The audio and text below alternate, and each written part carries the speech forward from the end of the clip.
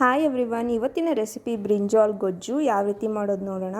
ಒಂದು ಕುಕ್ಕರ್ಗೆ ಒಂದು ಈರುಳ್ಳಿ, ಒಂದು ಟೊಮ್ಯಾಟೊ ಮತ್ತು ಈ ಥರ ಬ್ರಿಂಜಾಲ್ನ ಸ್ಮಾಲ್ ಕ್ಯೂಬ್ಸ್ ಆಗಿ ಕಟ್ ಮಾಡಿಕೊಂಡು ಹಾಕೋಬೇಕು.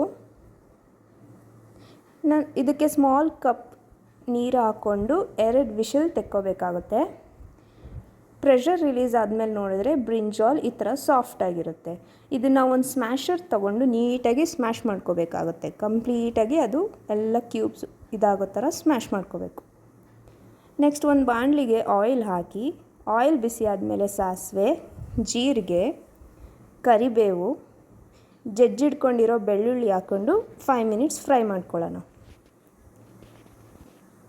ಚಿಟಿಕೆ ಹಿಂಗು ಮತ್ತು ಅರಿಶಿನ ಪುಡಿ ಹಾಕ್ಕೊಂಡು ಒಂದು ಸಲ ಫ್ರೈ ಮಾಡ್ಕೊಳ್ಳೋಣ. ಸ್ಮ್ಯಾಶ್ ಮಾಡಿ ಇಟ್ಕೊಂಡಂಥ ಬ್ರಿಂಜಾಲ್ನ ಇಲ್ಲಿ ನಾವು ಮಿಕ್ಸ್ ಮಾಡ್ಕೋಬೇಕು. ಎಲ್ಲ ಇದಕ್ಕೆ ಹಾಕ್ಕೊಂಡು ನೀಟಾಗಿ ಒಂದು ಸಲ ಮಿಕ್ಸ್ ಮಾಡ್ಕೊಳ್ಳೋಣ.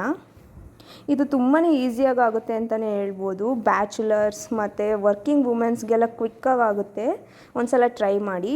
ನೆಕ್ಸ್ಟ್ ನಿಮಗೆ ರುಚಿಗೆ ತಕ್ಕಷ್ಟು ಉಪ್ಪು ಖಾರ ಹಾಕ್ಕೊಂಡು ಒಂದು ಸಲ ಮಿಕ್ಸ್ ಮಾಡಿಕೊಂಡು ನಿಮಗೆ ಬೇಕಾದಷ್ಟು ಒಂದು ಸ್ಮಾಲ್ ಕಪ್ಪಷ್ಟು ಹುಣಸೆ ಹುಳಿ ಹಾಕ್ಕೊಂಡು ಒಂದು ಸಲ ಮಿಕ್ಸ್ ಮಾಡ್ಕೊಳ್ಳಿ.